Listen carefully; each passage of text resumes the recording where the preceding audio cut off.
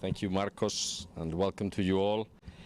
It is very nice to speak about green bonds so that I can see Marcos, or it's the other way around. It's very nice to see Marcos while I speak about green bonds. Thank you for coming.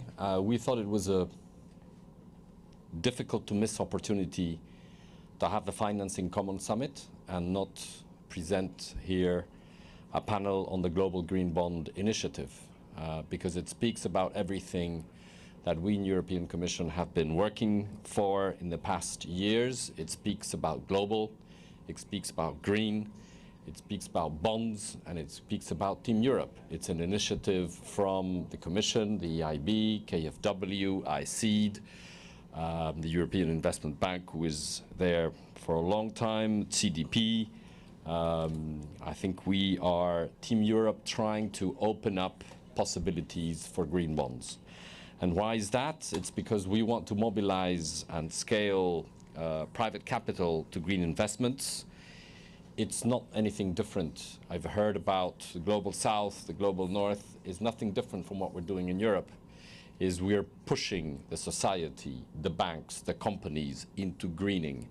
And we are putting green bonds. The EU is the world's largest issuer of green bonds, and the EIB, I think, needless to say, but Ambroise will probably say it, is one of the best experts on green bonds. And that's why it was important to come to Finance in Common, something that we had created 4 years ago with Remy and other colleagues. As you know, Koen Doens, the Director General in my house.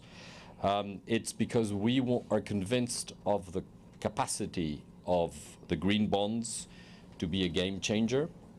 But in order for that to happen, we do need to show a bit of teeth, but we also need to show a bit of commitment. And we need to build the capacity, we need to build a pipeline of projects, and we also need to build the frameworks. You know that in the European Union we've been working on the taxonomy, we've been working on the financing, we have put together a group of European financial institutions that will, I've mentioned a number, together with the EBRD. They will all create this Team Europe initiative. We are starting with 1 billion euros that we are foreseeing to put in a de-risked investment fund to buy green bonds issued in emerging markets and development economies. And the idea, of course, is not only the bond issuance, the idea is to work also on capacity building and technical assistance to the green bond issuers. We are convinced that international investors need to come, or rather they need to go, or whichever direction you want to put it. And we're also convinced that by putting together green bonds, giving a strong signal, as we did, for example, in Latin America and the Caribbean in the summit in July, give a strong signal to institutional and private investors that it is attractive, it is green, and it is a good idea to invest in green bonds, because that is one of the ways, and is one of the main ways we want to create, as we have in Europe, to create a market that pushes us into the transition and works with us on this event and on this line. Of course, you will see today a very interesting panel. Thanks to Marcos for volunteering. I'm not sure who's going to moderate Marcos. He will moderate the panels, but somebody needs. But I think Ambroise already knows what I'm talking about, so he's sitting close to Marcos to moderate him. And then we're going to have. Yeah, it's my job. Oh, it's going to be a pleasure. And then we're going to also work with IDB. We're going to sign a declaration of intent. So more and more institutions are working together with us. I hope you find the panel today very interesting and very challenging, because that's what the green bonds are for the future of all of us. And I want to thank you, in particular, the panelists and the moderator and the EIB, for partnering with the European Commission today. And Marcos, make it interesting and quick, please. Thank you, Felix. Pleasure. So just to complement what Felix has said, I think we all seen that the green bond market is the fastest growing asset classes for a few years now. It has gone over $1.5 trillion and is getting on mark to get to $2 trillion. However, that's 2% of the bond market. So great numbers, but 2% of the bond market, right? If we really wanted to finance the transition, achieve the SDGs, the Paris Agreement, that percentage needs to grow fast and exponentially. And I think the Commission has a vision for that with its partners on the GGBI. And we at UNDP have been working with the European Union, the EIB, the GCF, on a complementary idea, which is a green and resilient debt platform to provide guarantees as well as technical assistance to 7 African countries and maybe others in a part of the world. So I think it's a collective effort to keep the green bond market growing, but much faster than it has been. With that, let's go to the people that actually know what they're talking about, not me. So let me start with Laura Maria Santos Zuluaga, advisor to the Sustainable Finance Group of the Superintendencia Financiera de Colombia. Right, so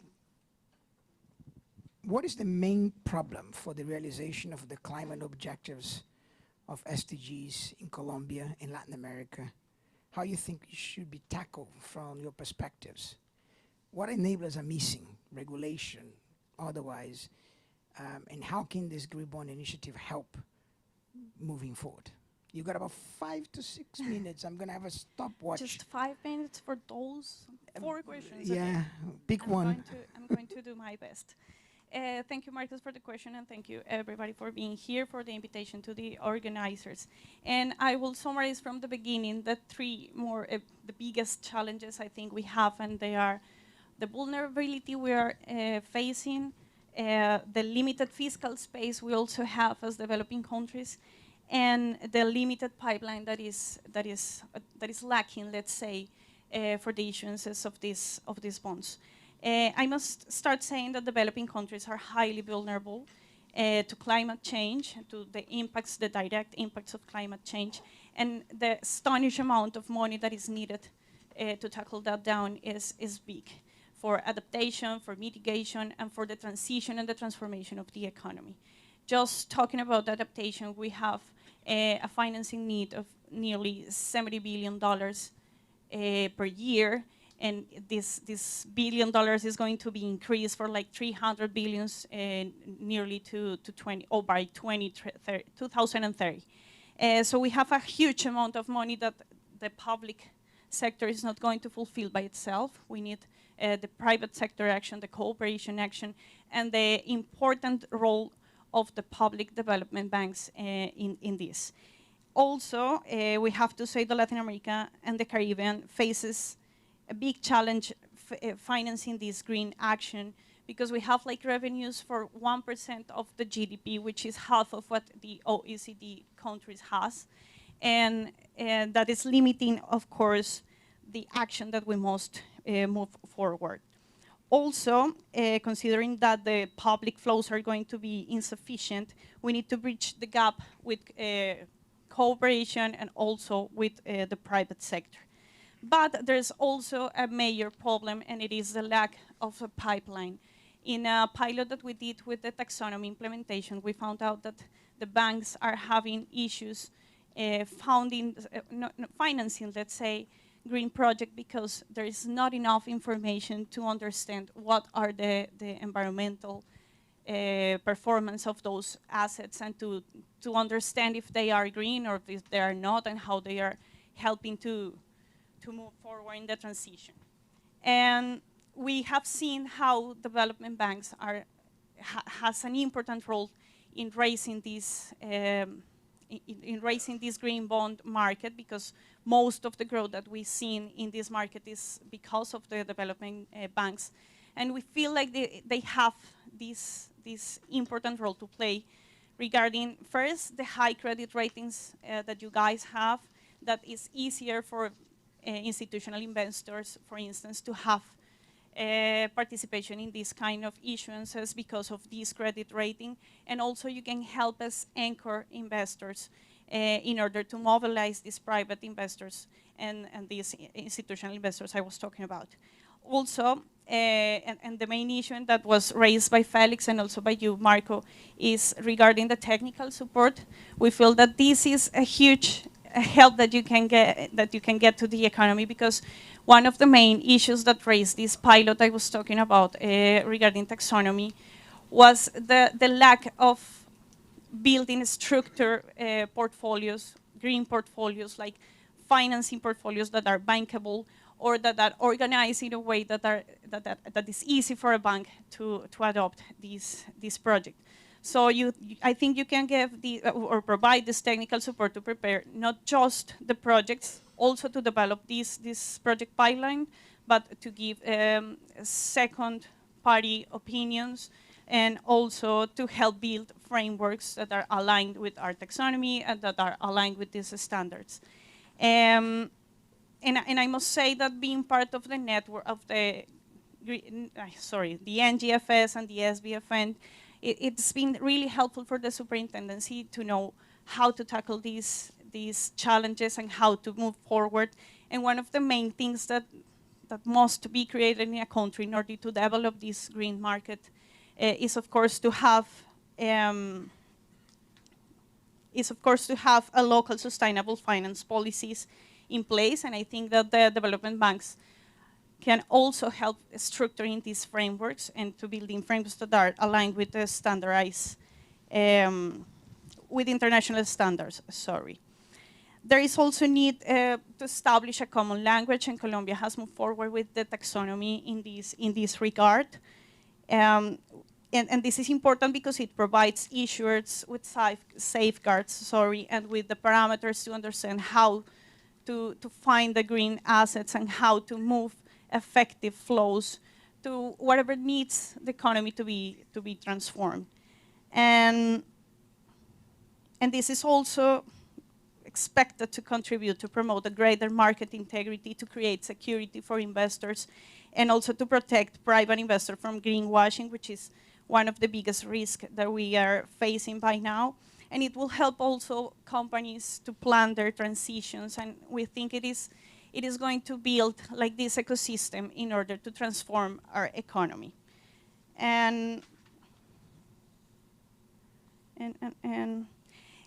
some other things that we may do to tackle this down is to explore ways to reduce transaction cost. For instance, incentives with tax, and the superintendency has recently issued a resolution which exempts issuers which are aligned with the taxonomy, with the green taxonomy, to the offer payment of the issuances when it is green. And these kind of incentives are going to be helpful to move forward the green market. But also we need some new and innovative ways to do things. And this is what we include in our expectations, in the supervisory expectations for banks and for insurance, to try to build new ways to financing, new ways to create coverage insurance, because this is a new risk. This is a risk that is increasing and that is getting harder, so we need new ways to tackle it down. Thank you very much. Great kickstarter. Susanna, what is the Inter-American Development Banks, what is the IDB perspective on the green bond landscape in Latin America? What is the future? Thank you, Marcus. I won't give you that. Thank you, Marcus. I'll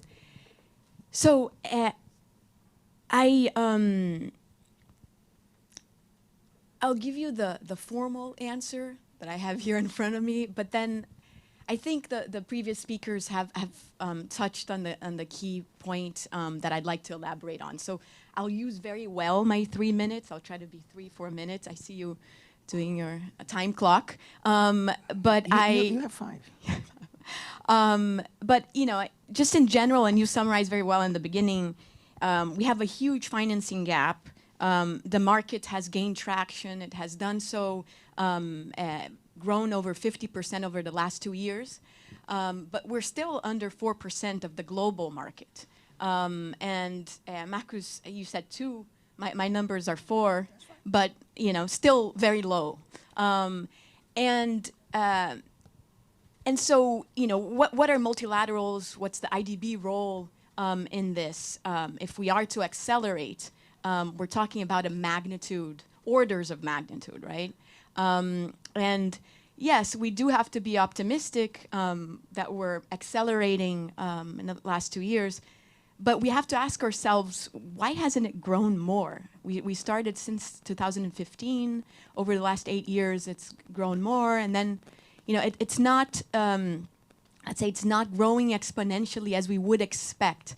And if you are to compare all the dialogue and the interest in sustainability, we don't see that translate necessarily in the same pace to this market. So it boils down to the question of why is this increase not happening at the pace that we would otherwise expect? And I think a key binding constraint which is guiding much of the IDB's activities in this area is to think about the entire cycle, right? And we look at every single aspect. Felix mentioned a lot of those in his opening statement, and I'd like to focus on one, which is capacity building and technical assistance. And Laura mentioned that in her comments as well. And like any nascent market, it's always the chicken or the egg issue about how to harness that demand locally, right? And I think perhaps we should reevaluate the way in which we do capacity building in country for this particular aspect. And what do I mean that in practice?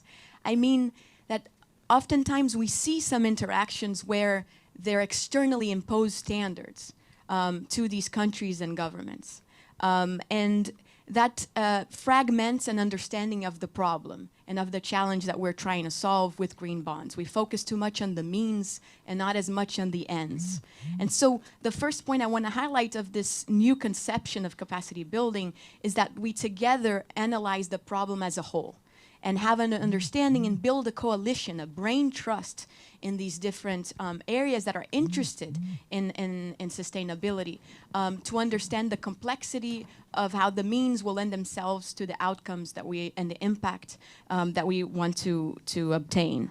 And I think a second point is we have somehow to move away from the straitjacket of our bureaucratic interactions that are usually driven by output-oriented measures and that are straitjacketed by a project life cycle or client interaction, which means in practice it has to be more adaptive and flexible. And that leads me to my third point, which is iteration. We have to put things out and let the market correct itself and then have several editions of a certain issuance and let the market act and correct for it. And then my last point is sort of once we do have that brain trust and we're able to foster that knowledge diffusion, we don't want to be reinventing the wheel everywhere. We want to be able to diffuse this understanding and knowledge of the bond market. It's the challenge to replicate and scale. And that's a whole different set of interactions and requires a lot of collaboration, as we see here, as Felix mentioned, and we're doing that together in the multilateral and international finance space, where we're able to draw lessons and extrapolate what works, what doesn't work, and apply it to different contexts. But I think it requires a very nimble operation on our end to be able to extract those lessons that are working and build this coalition. And I mean this in a way that at the bottom line that I want to point out here is there's something that we're doing that perhaps we should change to make this 2 or 4% increase. And part of it definitely has to do that you can't have development without the struggle. And what I mean by that is externally imposed standards, taxonomies are not going to work. And so if the local agents are not, don't have a buy-in in that taxonomy, in that model, then it's not going to progress. And doing that requires frequent interactions, requires unstructured and structured engagements, requires a whole new form of capacity building that's essentially different from this bureaucratic-driven model that we usually find in multilateral institutions. Thank you. Wow, that was brilliant, and you just gave the first T-shirt slogan. There's no development without struggle. That's profound. I actually, that was not mine. I can't plagiarize. That was Lant Pritchett's. Well, still get into T-shirt. So you've got a national view, a regional Latin American view. Let's go to Africa.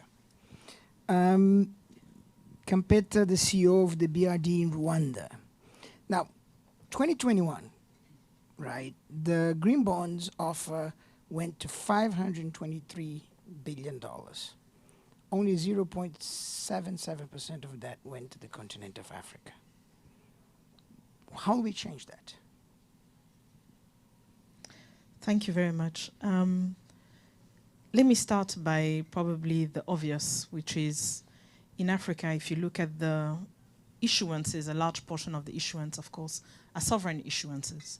And if you look at where we are in terms of the available debt space for many African countries, it is very, very constrained.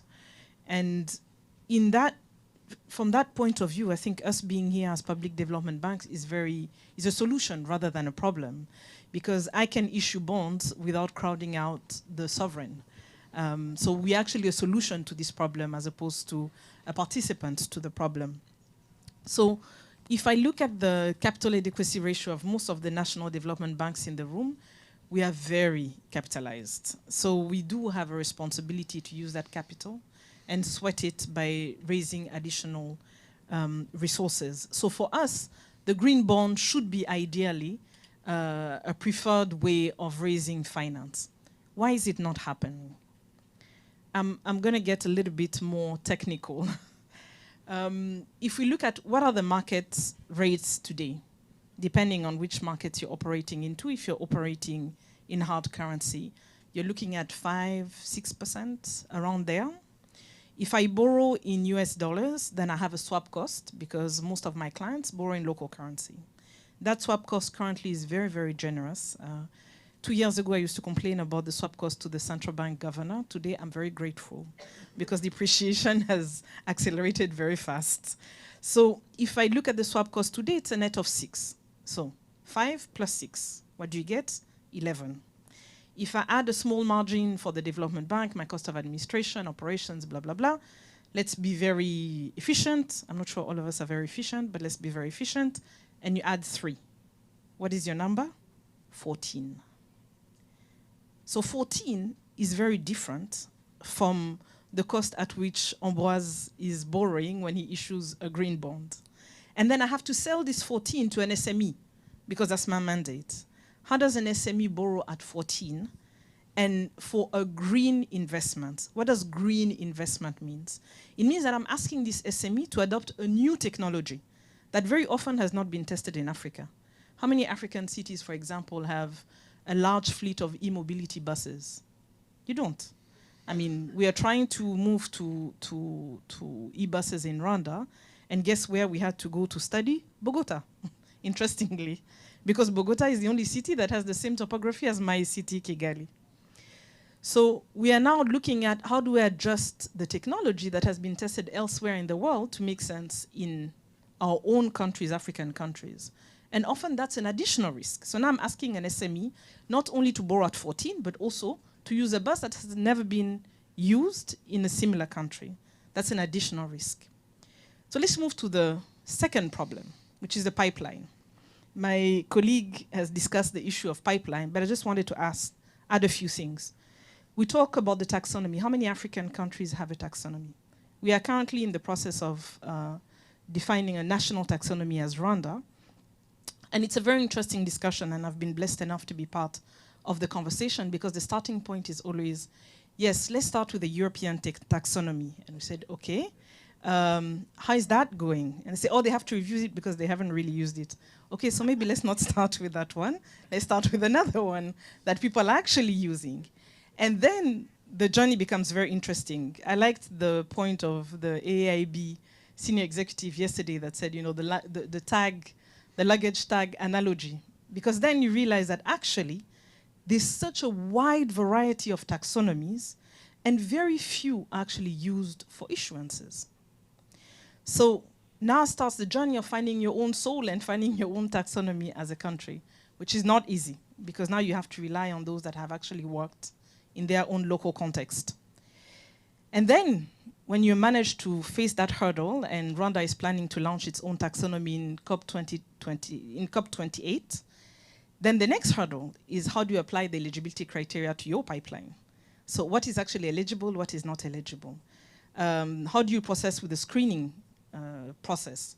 Who is going to help you? So when we talk about technical assistance, I get a little bit uncomfortable in my chair because what typically happens is that technical assistant is a consultant that has never done screening that comes to tell you how you're going to do screening. So what we really need are people who have worked for, you know, institutions that have done the screening to come and sit with us and actually help us do the screening. And those are very few on the job market. There are not so many. So once we're done that, as Public Development Bank, of course, we have a government mandate, and the government mandate is to contaminate the market. Once you've done something great, we want the commercial banks, the microfinance institutions, the SACCOs to also join the party. So the next hurdle is to say, okay, if you've managed to do a green bond issuance, you've managed to deploy the capital in your pipeline, how do you convince other financial institutions to join the party? And I must say, of all the problems, that's probably the easiest problem. Because once you have a success, it's easier to convince others to do what you've done. So that being said, this is a very challenging environment for us to issue foreign currency green bond issuances at the moment. And I think this initiative needs to really think about what do we mean by blending. When we talk about guarantees, how much of a discount is it on the pricing? And have a very honest conversation about it, not a theoretical one. Are we thinking of having a step-down approach maybe to green bonds for some of the continents? So when we talk about blending, can we think about using some of the concessional finance to blend the proceeds of the bond? Is that a possibility? So my point is not that green bond issuances are not possible in Africa, but we need to have a very honest and brutal conversation about the pricing. I thank you.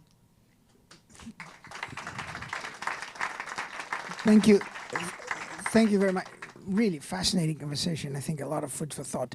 On taxonomy, one taxonomy, to Mario, on the taxonomy issue, with the IDB and the World Bank and the IMF and the Commission, we actually did a Latin American taxonomy to facilitate national absorption, which is now going in Latin America, by creating a common regional framework. Maybe we can look into something like that for the African continent. Mario, you come from the big bank, right? So conversation, you've heard it here. You are a CEO of BBVA Colombia. From your private sector perspective, what is the main obstacle for development of green bonds?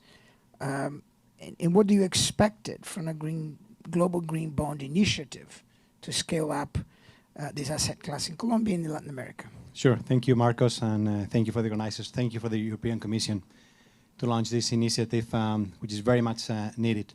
I'm going to try not to repeat some of the things that my colleagues have said, but I'm going to emphasize what you said, Marcos, at the beginning.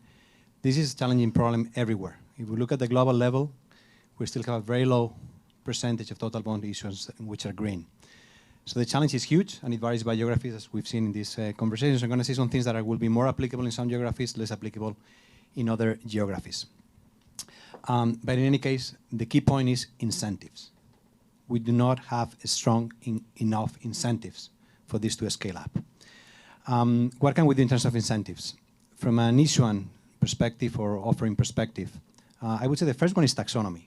I do believe, and I agree with what has been discussed, and the European taxonomy is very good, but has been very much biased towards climate change I do believe we can expand it in many geographies, add more things regarding adaptation, because it's very much focused on mitigation. I do believe that green taxonomy should be broader with regards to biodiversity. Again, it's much more focused on climate change. So those small percentages, if we're a little bit more flexible as to what we have to be done, not everything is green or brown. I think we can get different shades of green that will help us get more things done. So one, I would say taxonomy. The second one, from a private sector perspective, we're here in an amazing country. I think every one of you must have noticed by now.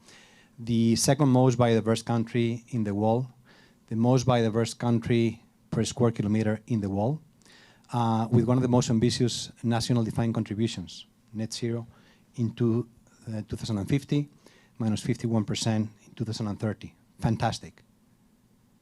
But the numbers do not add up. Those are the national defined contributions at the macro level, but at the micro level, there's no way you get there. So we need incentives at the micro level. We need companies to commit to net zero paths. We need to start with the larger companies, they need to disclose, and they need to commit, and then we'll have to move to the smaller companies. If we stick to national defined contributions at the macro level without really working on the micro level, things will not happen. Third, even though if it will not happen, if those are national defined contributions, we need publicly owned entities, at the state level, at the department level, at the municipal level, to make commitments. So not only the micro level private companies, but even state-owned companies have not made those commitments. So the third thing is we need those micro commitments at all state-owned companies. And by the way, in countries like this one, you have a lot of very large, sizable, publicly owned companies that could make their way to create these markets. Four, and this is going to be very controversial, okay? If we need to change dramatically that percentage, and we don't have enough incentives, and we don't have that much time, we need to take riskier approaches. And one of them is the tax incentives. Why do we have the same tax shield in a green project as in a brown project? The interest you can deduct for the taxes you pay is the same. Well, I think those are debates we need to open. Should we be having different tax shields in green projects as in black or brown projects? The same way from the investor perspective. The investor pays the same tax if he invests in a green bond or non-green bond.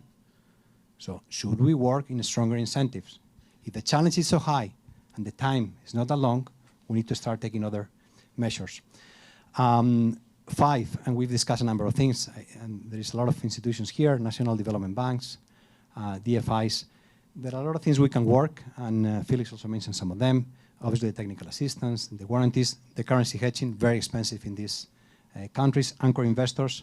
So that, in my view, that is where the money should be, facilitating and scaling up rather than financing specific projects that way. And the final comment I would make is I do believe if we are serious about what we have to achieve, we need to start taking some risks. I mentioned a couple of them, which might not be very popular in some countries or some segments of the economy, but I do believe we're running out of time. So if we want to have marginal improvements, there are a lot of things we can do. If we want to really make transformational things, we're going to have to take some risks. Thank you very much. You know, on this morning panel, there was a whole issue about making errors, accepting making mistakes. I think that's an interesting one. Alan Gomez, GFAN, Latin American Network. In this region, how many companies, what is the, I know you were just beginning, you said it yesterday, but what do you think going to be the net zero commitments, right? And how can green bonds play a role in achieving those commitments? Thank you, Marcos, and thank you all for being here. So yes, as you said, we just begin with the Latin American and Caribbean network of GFANs. But building on what Marios said, fortunately, we do have global commitments, and nowadays, we have more than 90% of GDP has a net zero commitment worldwide. But the reality is that these commitments need to be reflected in public policies and transition plans. From the financial sector, globally speaking, we are doing our job. I mean, I'm not saying it's enough. We need to do a lot still. However, nowadays, it's more than 650 major financial institutions are together on the net zero alliances, and they are under GFAN's umbrella. We're speaking about more than 50 countries around the world that handle 150 trillion assets that are in line with 1.5 degrees for a net zero economy. Definitely, that represents like a portion about 40% of private finance assets globally speaking. But getting back to the policies, so the clear the policy in place comes, it will help to make the shape of the transition clearer. So there are meaningful risks that companies and financial institutions that that do not account for the transition in their business strategy. Research from BNEF and GFANS indicates that by the end of this decade, in order to maintain 1.5 degrees pathway, we need to scale clean energy investment such that for every dollar maintaining necessary fossil fuel energy capacity, at least we need 4 invested in clean energy infrastructure. Today, that ratio is 1 to 1. So we need to scale from 1 to 1 on clean and on fossil fuel energy to 4 to 1 on clean energy. So that is a great challenge. In that sense, Latin America is, I would say, is on the initial steps of the journey in regard to the sustainable finance ecosystem. Globally speaking, TCFD members are around 4,000 members around the world. In Latin America, we have less than 100, for example. We are one of the least developed regions in the world around that. If we go on GFANS and Net Zero Alliance memberships, we only have about 20 members now in Latin America. So we need to grow, we need to scale up the commitments, we need to scale up the ambition in the region.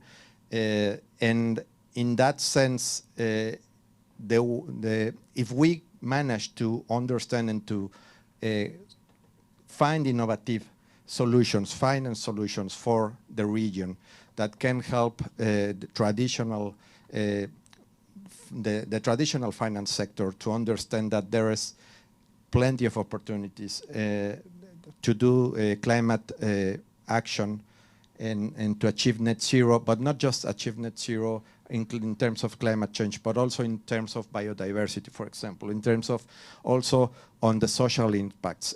We need to go beyond just climate. We need to speak about all those topics. So we have a great challenge now and on, so we will appreciate all your support in the region. Thank you.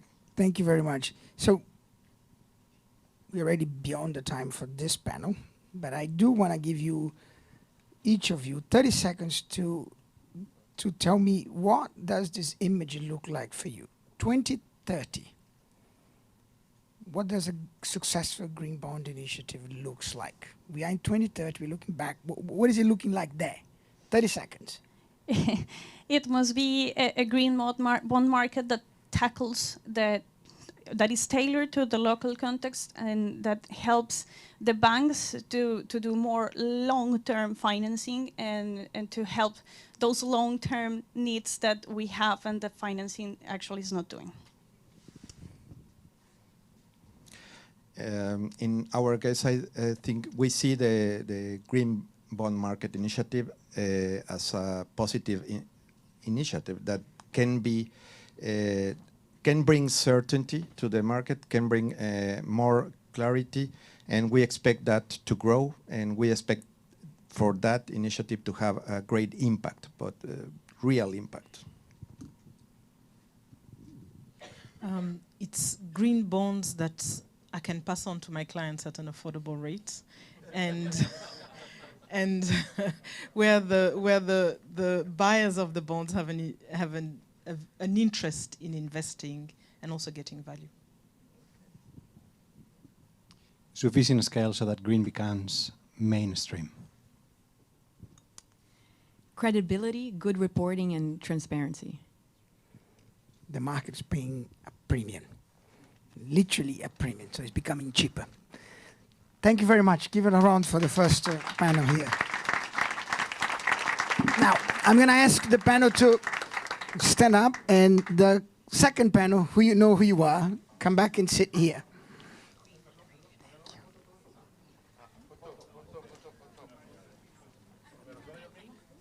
No, I glued because they want to take a picture.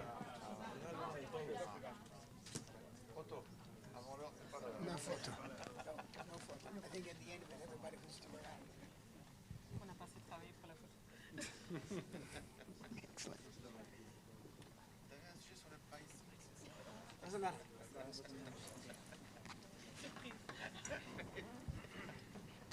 All right, second panel. Fantastic. It's going to be as dynamic and interesting as the previous one. So we've talked about, right, the whole, you heard it, you know, the market, the challenges, how do we grow? We've got an image of success. Now, what is the role of GGBI? What is the role of this initiative to make that vision a success, right? So I'm going to go to Paolo, Director of the CDP International Development Corporation. You got a lot of experience, private sector, develop multilaterals, you involve in the GGBI. We've already heard a little bit about Felix on that. But in your mind, how does, maybe you want to talk a little bit more on what the GGBI is, but you know, we heard that from Felix, but how does that contribute to moving the needle in terms of mainstreaming the green bond asset classes in the developing economies? And borrow that one? And same five. Is it working? Yeah. Okay, fantastic. So let me just start saying that CDP has. Yeah. It is. I simply need to move it up. Okay. Yes, I need to drink it basically. I'll say. Let me just start saying that CDP is an active ESG issuer in the capital markets, and I think what I'd like to stress is really the transformational impact that it has on issuers. It, you know, the fact that it basically imposes discipline. So I like to stress this. So when we heard about this initiative, we were very happy to be part of it because we saw the full potential across the board.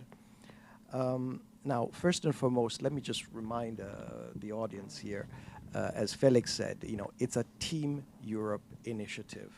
And it is, I believe, for the future, definitely has the potential to become a flagship initiative. And I think thanks to a particularly large investment by the EU. The EU is assigning a significant amount of capital to basically get this initiative off the ground. EIB will be the lead in the operation, but it will be supported by other European players that include ICED, AFD, Cofidis, EBRD, KfW, and of course CDP. We know that is meant to basically shake things up, and I think that's really your question.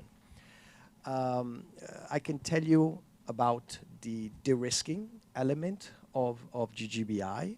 So we've heard about the fact that it's not so easy to get them off the ground, and let's face it, you can have an issuer, you need to have a buyer. And the fact that you're actually creating a vehicle that increases basically the appetite out there for green bonds is quite important. Is a vehicle that offers diversification. Diversification is key because we want this to be a global initiative. Now, why is this important? There is a very high chance that some countries will actually be cut out of this. So you may actually have Some players that would like to undertake that journey are not ready. They know the GGBI offers the capacity building, so they're eager to make the investment, and yet they may not be able to tap the environment. But that diversification, the fact that there is that heavy capitalization, means that this vehicle could eventually give access to the capital markets to countries that without it would have no chance in the world of achieving that. So I would say, allow me to use perhaps a particularly strong word, it is a democratic, somewhat, instrument. Being global, I think, is going to be, and I don't know, Felix, if you guys have thought about it, but you will probably demand, like you do in many other initiatives, that we, as we roll out the program, ensure that we spread as wide as possible the capital and serve the fragile, serve those that typically would perhaps be able to tap the market way past 2030. So it is an accelerator, it is democratic. I would stop there, really. Thank you very much. I like it. Another second T-shirt. GGBI is democratic. Adonai, Director of Environment and Sustainability, EBRD. What is the role of the EBRD in the GGBI? What are the main challenges you see of climate finance in emerging economies and GGBI's role in tackling those challenges? Thank you, Marcus. I think it works now, right? Yeah. Yeah, I'll start by providing a little bit of context on the EBRD and its region, because I'm not sure everyone will be aware of the European Bank of Reconstruction and Development. We cover, we were created in '91 to promote transition to market economies in the former Soviet Union, and now we have a region that spans from Morocco to Mongolia. So as you can imagine, and given the circumstances of our region nowadays with the war in Ukraine, a sustainable recovery is essential for us, and this is one of the main drivers of GGBI as well, sustainable recovery.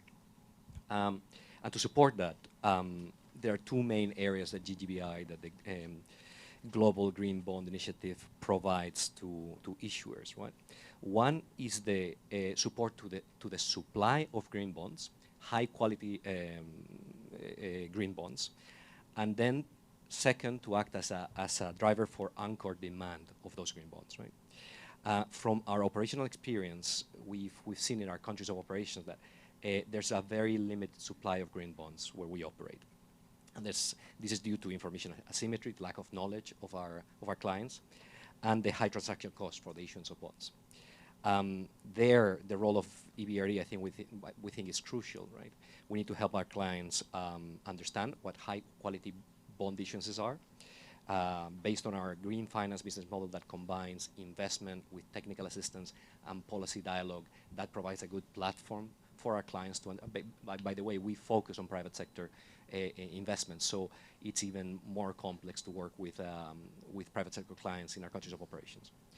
And then our second role is to, again, act as anchor investors for those bond issuances, reassuring our co-investors from the West, from industrialized countries, to come with us and invest in emerging countries. And what are the main challenges, right? That's what you asked me, Marcos. Well, mobilizing finance at scale. That's a main driver of issuing bonds, right? Tapping on the capital markets. If we need to be successful, we need to mobilize a huge amount of capital. I see you uneasy. I will finish in a second, Marcos. You got time, don't worry. Okay, You got 3 all more right. minutes. All right, no problem. I'm finishing very, very soon. I was planning for 3 minutes, not 5. Second, and I was very glad to hear our colleague from IDB Invest. Credibility and transparency is crucial, and this is essential, and that will be, supported by the technical assistance we will provide, right? GGBI will set precedents on the issuance of bonds and the standards that will be applied, so the responsibility is huge. So this partnership and the technical assistance will provide will be crucial for that, for achieving that credibility and that transparency in the bond issuances. So that's it. I love you, man. Great timing. So this is Team Europe, right? We'll get to you, you know, in the end. Christian Kremer, KfW. What the motivation to join GGBI? Why do you think that GGBI will give you better impact, better results than if you were alone? Yeah, thank you. And talking about our motivation, maybe I give you a little insight of KfW's journey when it comes to green bonds. And being a banker, I will divide between our passive side and our active side. So if you look at our passive side, you might know that KfW is completely refinancing itself by issuing bonds guaranteed by the German state. And by doing so, we had the discussion, why not doing green bonds? If we are such a famous and well-known issuer of bonds, and we introduced a program of green bonds, and now we're one of the biggest issuers of green bonds worldwide with a portfolio more than 60 billion euros. So we know what investors are looking for when they look for a green bond. So we have some experience there. Looking at the active side, us investing in green bonds, being a big bank, we need to have a liquidity portfolio. And in 2015, we had the discussion, why not investing in green bonds in order to fill up this liquidity portfolio? And that was decided. And now there's a portfolio of roughly 2 billion euros in development markets. So, and coming from that experience on the from developed markets, we had a look, me working in KfW Development Bank, how to bring this experience in undeveloped markets. And quickly we understand that the circumstances are quite different and you need to team up.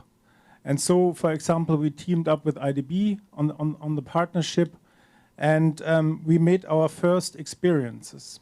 And one experience, one initiative that is worth mentioning here, sitting here in Colombia, that is La Green. That is an initiative in Latin America. Investors from the German side, German government, KfW, and the EU Commission are acting in this fund as anchor investors in green bonds in order to provide capital, private capital to invest in those green bonds. And that comes in addition with a TA facility. So quite the same idea as we have now in GGBI. And I think GGBI is a perfect model to bring on this idea that was successfully launched in La Green. And it's these experiences on the passive side, knowing what investors need, what they are looking at, and on the active side, knowing what should be done, being an anchor investor in order to mobilize private capital. That is our motivation to join this Team Europe initiative. Thank you. Excellent. And I like your point that when you come down to the emerging and market economies, it's very different. You know, our own experience as UNDP, we've been involved in about 40 countries now on issuance of thematic bonds, SDG greens. We've actually been involved in $14 billion in the last 2 years of issuance. And each one of those things is very different, to your point earlier. Johan, Proparco. So what would be the priorities in this, from your point of view, in this new fund and the new GGBI? And how does it align with the IFD group strategic priorities? Thanks. So you know that Proparco is the subsidiary of IFD for private sector, so I would speak for the IFD group as a whole. So I will not answer to your question on the priorities because I think we've done it. Everyone, basically. So we know what this fund is about. But no, just briefly to tell you why is it a priority for us? I mean, 50% of everything that we do at IFD Group have to have climate co-benefits. So of course, when we hear the word green bonds, we're happy. Last year, we committed almost 5 billion to climate projects. And I think that the green bonds is at the core of this strategy. Such as KfW, we emit green bonds on the market to refinance ourselves. What is completely different from that initiative because, of course, the investors benefit from a AA rating, and it's not the same here. But we also subscribe to green bonds and structure green bonds in emerging markets. We've done it in Ecuador. We've done it in many countries in Africa. And so we've seen all the positive effects that it can have for the issuer, and I think that this fund will be able to scale up and to replicate it, so to have a catalytic effect that is much bigger than what we can do currently. I would just insist on one thing. When we speak to private investors in the north, when they hear emerging markets, often for them it's BRICS. And BRICS is already frontier market. I mean, when you talk about, I don't know, any smaller country, when you tell them, I don't know, Ecuador, Rwanda, they scream basically. Okay, so I think that the fact that the EU is providing this guarantee is just key. We need that. That's unfortunate, but we have to have that to attract them, and so that they realize that it's actually not so risky to invest in those countries, and hopefully after that, they will be able to do it on their own. So I think that's the good thing about this fund. Another point I would like to comment on. I know that you didn't ask me that, but I will, because I think it's an interesting topic. We've been discussing about taxonomy.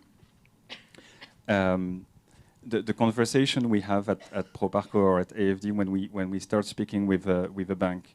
Of course, we only do now dedicated credit lines, which means that the bank cannot do whatever they want with the money. They need to adapt and to include our taxonomy. So often the conversation is like this. We go to the bank and they tell us, oh, great, you'll be happy. We have developed with a consultant a taxonomy based on the EU taxonomy. Or we did a deal last year with a German colleague, so we have a taxonomy. You will be happy about it. No, we have our own taxonomy, and you need to take our own taxonomy. I think that we have to relax with this debate. It's impossible that we'll align all those taxonomies. I mean, we all think that we are the best, and we have to live with that. We just need to be flexible to understand the local market and to adapt our own taxonomies to the local context. And we need to avoid greenwashing, of course, not to include, I don't know, some washing machines or you know, efficient TVs in the taxonomy or things like that. But I think and I hope that this fund will be able as well to tweak the EU taxonomy to adapt to the local realities of the market. That is fascinating. You know, it's a long-standing conversation at the G20 Sustainable Finance Working Group. This conversation has been going there since 2021. And the answer to that thing is a very big word that, honestly speaking, I had never heard until 2021, called interoperability. So the question is, you have your taxonomy, Rwanda has her taxonomy. The question is, how do they speak to each other? It's your point about don't come and tell them that your taxonomy is the only one, because it's not going to work. But you can't go back to your shareholders and say, well, we ignore our taxonomy, we took the Rwanda. So the question is, how does that connect to your interoperability? There are principles that came out of the G20. This Latin American taxonomy I mentioned earlier is the first taxonomy in the world designed using those interoperability principles of the G20. Let's see if it works. Now, Spain. Anton, here. I got it here. Actually, there's one here. You know, you guys have been doing sustainable development projects for many, many, many years. And you've seen all kinds of successes and not so successes. So you have a feeling of what really works. What is that feeling for GGBI? What is it going to be the elements of success here? Well, thank you very much. This is a very timely conversation. I'm very glad that Green Bonds can attract this big crowd in such a small room. I think what is great about this initiative is the very concept of partnership. Other speakers have mentioned this is Team Europe, and this is actually an opportunity to better align development finance, climate finance, and all what we do together. I think this is a true partnership in many ways. It's a partnership with governments, and I think we are public development banks. We do what our governments tell us to do. We have mandates. But what I think the EU is trying to do, the member states, the EIB, the European Commission, is of course start a conversation on sustainable development with our partners.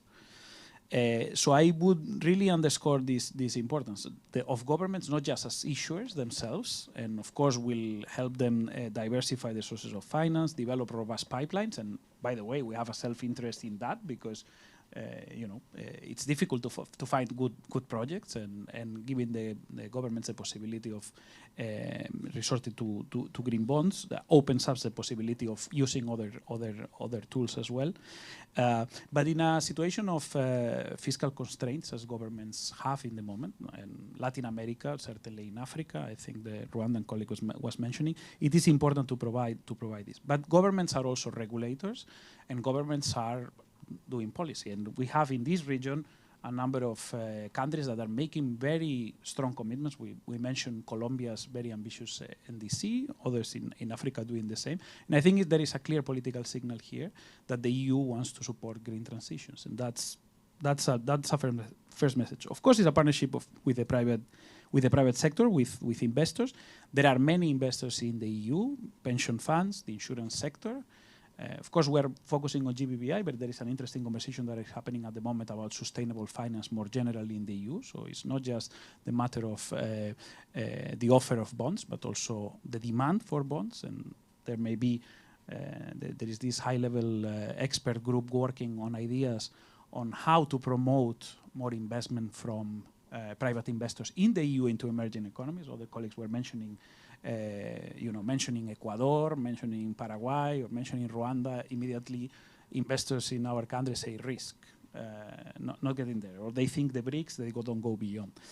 And there is of course a very important element, and I think is the partnership with the private sector and the capital markets in the countries as well. And I think that's why it's so important that the IDB is here and is joining us and working on this.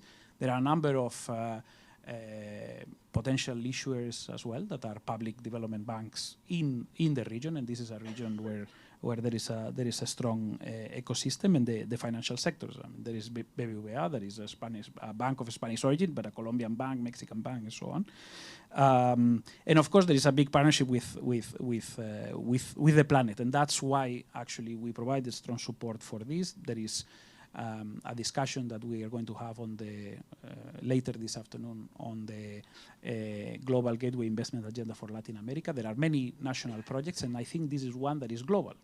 But I have the strong suspicion that Latin American countries, that some of the first issuances that the GBBI is going to support are in Latin America, because many made the argument that the market is growing slowly, that it's 2%, 4%. Yet we have a few leaders in the region. Chile has issued sovereign bonds. There are taxonomy developed in Colombia. There is an interest in developing ESG frameworks. There are some other non-sovereign but yet publicly owned issuances as well. And there is a strong growth over the last 2 years. The numbers have doubled. So I would suspect that some of the first countries where we would be working in the GBBI would be Latin America. Not to mention the great deeds, and I would say the political priority the Latin American countries are giving to the green transition at the moment. So to go to your question, what do we think are the key elements to success? I think first, wide participation. I think the participation of not just governments, but private issuers and local capital markets, local institutions. Number two, I would say communication, outreach, advocacy, and against this policy dialogue with the governments. Number three, I would say, and is crucial and has been embodied as a crucial element of this initiative, is the technical assistance. And I think others have mentioned how important this is, and how important it is to develop the taxonomies, the regulations, the incentives, how to ensure the interoperability. And that is going to require the classical, bread and butter technical assistance that development agencies or development institutions such as ourselves do. So, and last, I would say, for element is the learning opportunities. And again, I think here in Latin America, we see a few leaders that the opportunity to have countries at different level of development of their capital markets generally, but also regarding green bonds and the opportunity to learn from one another. I don't think it is going to be us that are going to be teaching our partners what they need to do. What we need is a few success stories that we can tell on the sovereign side, on the private side, and the opportunity for them to learn from one another and to build this. I guess our objective is to get out of business as soon as possible. What we want to do, and I think someone mentioned it, is to shake up the tree. And we hope you ask the question to the other panel. Let me ask it. I'm also going to pick a question that was not asked to me. Is what do we want to see in 2030? Is probably the GBBI getting out of business and all some of these green bond markets developing and self-sustaining. Thank you. That's fantastic. Now, Team Europe has extended to Seondo, South Korea. On the GCF is part of this, supporting preparation with the IB and as a UNDP to invest in the GBI in order to increase finance for adaptation. And I think that's an interesting thing of our partnership is the adaptation angle, which somebody had mentioned about the adaptation side. How important is for the GCF to be part of a global syndication starting with Europe leads DFIs? What is GCF perspective in the finance of adaptation through green bonds, and and what is the main motivation for investing in project preparation into the GBI? Great. Well, thank you for letting me sit in on the Team Europe. So I am Team Europe +1. I'm the +1. So I guess that leads to that first question in terms of the importance of partnering with in the GGBI initiative, and I think it's fundamental to the GCF as a partner organization, as a country-led organization, and it's fundamental to our ethos. And then to be a partner and be part of a global syndication, I think that really helps in terms of thinking through systemic change. I think that then why GCF, why Team GCF has chosen, the Team Europe has chosen GCF, I think that has a lot to do with us being the largest climate-focused fund and the specialization that we bring to the table when we think about bond issuances and developing that bond market. I think you had mentioned 2% of, it's 2%, correct, of 4%.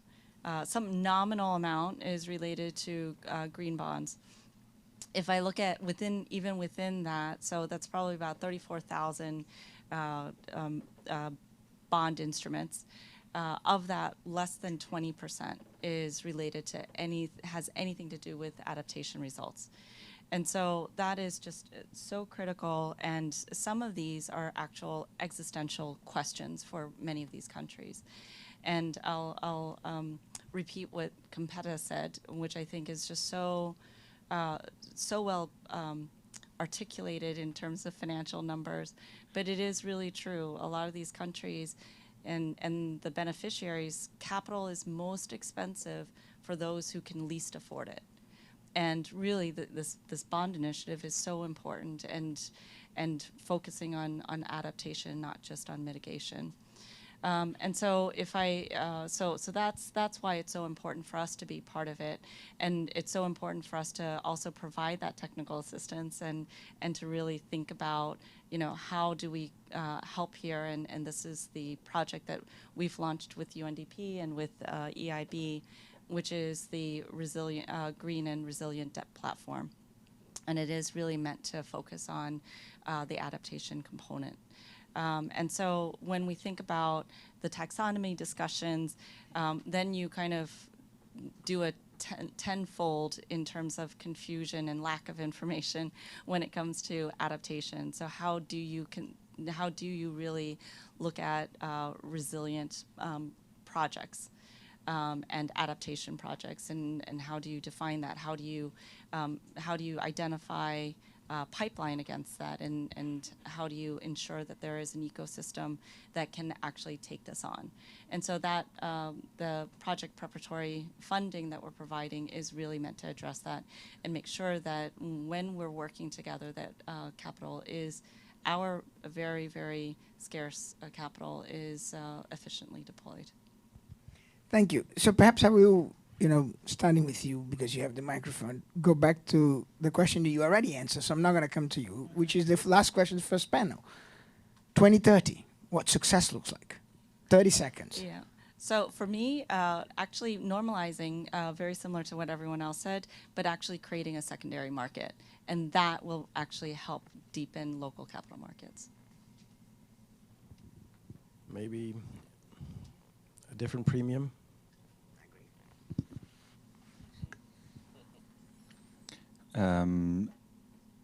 Some funds that don't need EU support to be created. Public anchor invested, not needed anymore. I agree. And Anton gave a great answer. I love that. But in the meantime, in 2023, I do want to congratulate the European Commission for having had the courage to come back and do what a lot of people are saying for many years. The G20 just this year, the Sustainable Finance Working Group just this week is going to endorse a set of recommendations, the group work on risk sharing. And there is a huge push on financial risk sharing with guarantees. You guys did it with this initiative. And for that, you need to be congratulated. Hopefully, by 2030, you're not needed anymore. You know, having said that, I started this, well, no, you are always going to be needed, Felix. you always going to be needed, Felix. With that, give it a round of applause to our second panelists, please. And to kind of close this panel and leads into a very important signing ceremony, I will give the floor to Ambroise to close it up. Thank you very much, everybody. It was a pleasure. Thank you very much. And actually, you took me by surprise, Marcos. I was sure you could not resist making conclusions. So okay. Don't worry, I will be brief. And I think it was actually, look at the audience. It's really a full-packed room, and the panelists were great. There are, I would say, just a few things. Don't worry, I never speak long. One, let me start by what Paolo said. I think indeed there is a democratic problem with green bonds, which is that the climate change is a global issue, and green bonds are in advanced economies. And if we can try to make the issuance of green bonds also related not only to the big emerging countries, but also to geographies where you don't expect necessarily to have green bonds, this is really something that would be a success. And actually, this is what public banks are about, and that's why it's so much relevant to the FIC discussion. The second thing that I didn't hear, and I'm very pleased that I didn't hear that, was things that I would have expected on lack of projects. Nobody spoke about that. So that's, to me, that's very good news that that you consider that actually there are a lot of projects that could be financed with green bonds. And the last thing, and I join completely the debate on taxonomies and what it means, what it does not mean, etc. The last thing that I think was interesting was also the fact that with this kind of initiative, we reduce uncertainty. And by reducing uncertainty, we play our role as public institutions, and we all have to thank the European Commission for that. And indeed, if in 10 years there is no need for public intervention, there is no need for public banks to continue the development of the green loan market, this is a great success. Now, let me finish by saying why we are so proud at EIB to have this role of leading the consortium of European DFIs involved in this. It's because it is really what FIX is about. It is cooperation and partnership within Europe, Team Europe, but also globally with the involvement of GCF, the UNDP, IDB. This is about mobilizing private sector capital through de-risking, and we know that public money will certainly not be, and by far, sufficient to fill the gap to reach our targets. It is about climate finance in this critical decade. It is about not only about financial instrument de-risking, but also capacity building. So in a nutshell, it's a summary of what we should try to do more. I am super pleased that we have been part of the journey. I see other European institutions, multilateral institutions in the room that I hope will also join the initiative pretty soon. And I think it's time now for celebrating and the photo. Thank you very much, Marcos, for having been diligent on the time, including on yourself, which was probably the most difficult. And congratulations to Felix and to the team, because this is a great initiative. Thank you.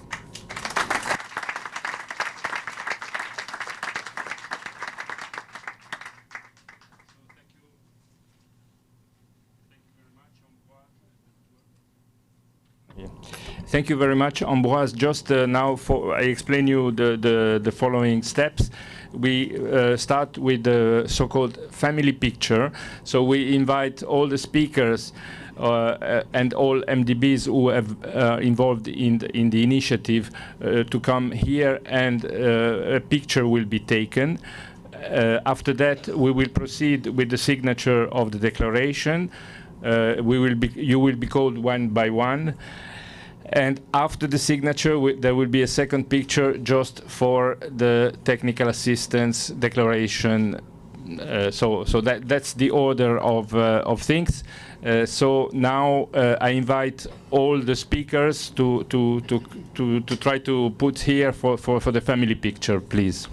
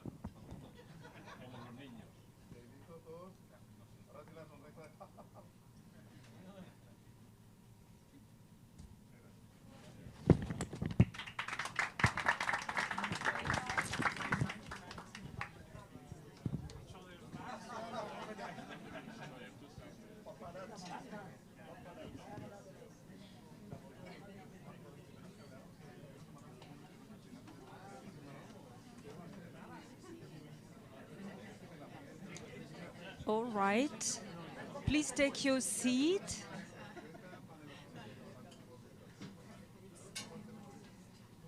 We are now ready to move forward with the signing of the Global Green Act. Il demande une photo du premier panel. Ouais. Ça, je vais aider les gens. Vous êtes quatrième, OK. Hello. Yeah, please take your seat back, please. We will proceed with the signing of the Global Green Bond Initiative. It's not open? All right. I can hear myself very good. Okay, I will call each signatory to step forward to the lectern. Can you please make a quick move? Another event that's starting at 5 o'clock. It's 5 past 5. All right. Sorry. I was just saying start we have again. another event that's supposed to start at So 5 I will o'clock, call so- each signatory to step forward to the lectern to add their signature on the document. And let's start The other with thing is that we Anton had a Leyes confirmation of Garcia. speaker from civil society in the session that I'm very surprised that she wasn't allowed to have a chance to speak. First. She came in the beginning. We said, listen, if we have 13 speakers, if you have time for the general question, you see that you yourself you would not like us to. Yeah. to- I know. to- Paolo Lombardo. Paolo, please. Your turn. It's just a big disappointment to be Second. It's not excluded. It's really that it was, I mean, really good advice. Adonai Herrera Martinez. Thank you. Think now we have to do another picture, and then you have to come to this room. I mean, and we, so. Ambroise Fayol. We would have liked to have I just wanted to Ambroise ask, 'cause I know that she Fayol. felt very But badly. I think that in the first panel they sort of made the argument of the civil society. The first panel of speakers. Where is she? I will apologize. Susana Cordero Guerra. Susana. Lina, lo siento mucho que usted no pudo hacer la pregunta, es que verdaderamente no hay tiempo, no había tiempo, nos hubiera gustado mucho, pero digamos, no sé qué es lo que puedo hacer. Marisela Alvarenga de Jacobi. Nuestra declaración seguramente lo menciona. Digamos, si hay un acuerdo en relación con la participación de las organizaciones de la sociedad civil. Pero digamos que yo sepa, este acuerdo no estaba... Christian Kremer. No, yo sé que es un acuerdo hecho por el secretariado y yo sé que probablemente son sociedades pero Johan Schuh. Sí, sí, claro. No, no, comprendo su punto de vista. Lo que pasa, bueno, primero, el punto es que hay, como le expliqué, había 5 más 6, es que... And last, Hong Patterson. Thank you. La segunda cosa es que en el primer panel me parece que el debate fue bastante crítico y bastante, digamos, fueron, digamos, no sé si lo que usted quería preguntar no sé qué era, pero lo que yo sí puedo hacer, si usted quiere, me manda su pregunta y yo la puedo distribuir a todos los panelistas.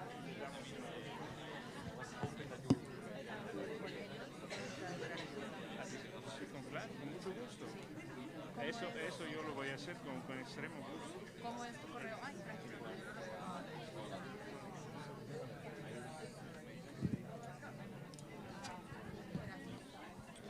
Espérese, le voy a dar mi carta.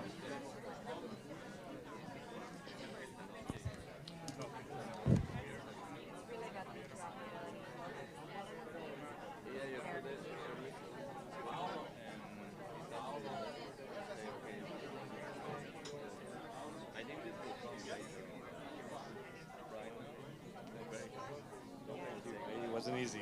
No, especially when you are Yeah, when everyone interrupted wants to like go- this. exactly. I don't even know who she is. I will ask her why she wanted me to be in a hurry.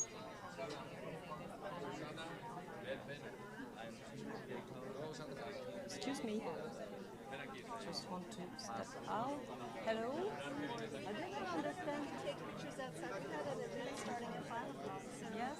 we booked the room and it's co-hosted with the right. secretary. Yes, but I'm not responsible. I know, but I don't know. You have the microphone. If someone can announce. I did not understand what you wanted. Yes.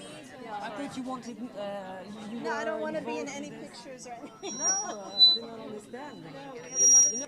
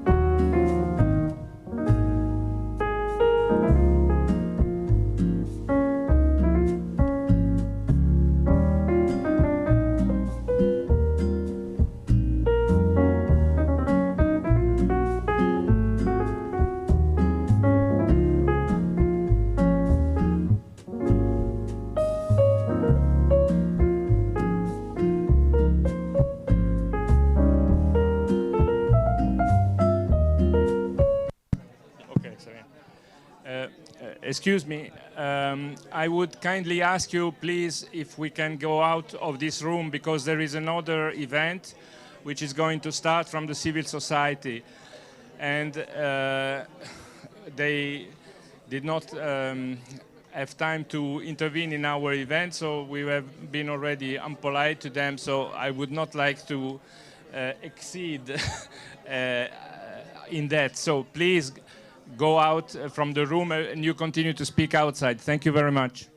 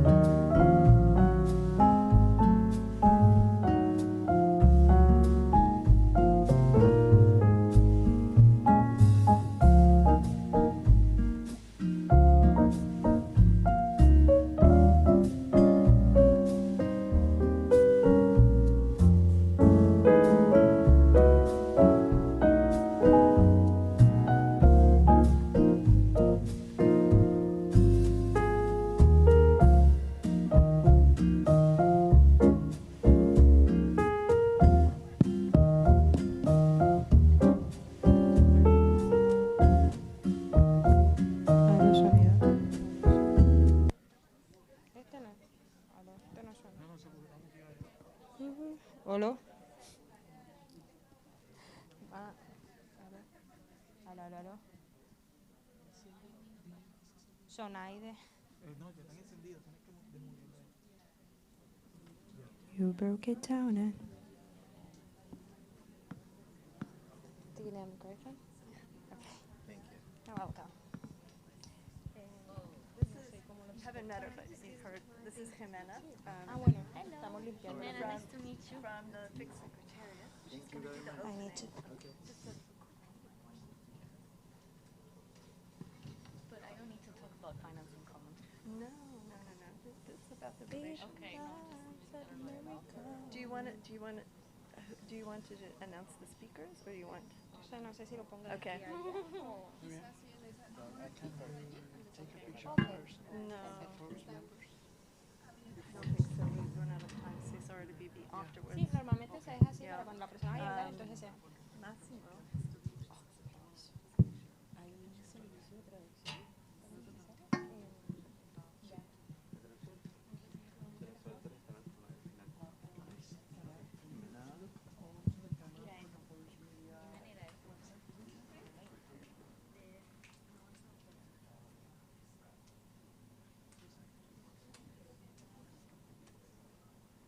Can we go?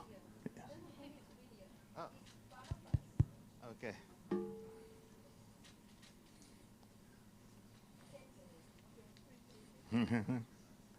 All right.